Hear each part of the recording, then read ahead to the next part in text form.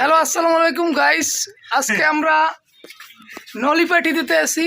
এই যে আমরা 6 জনে দেখাই খাওয়ানটা কিরকম। কেউ আবার নজর দিয়ে না খাওয়ানোর দিক, পড়লে আবার পেটে সমস্যা হইবে।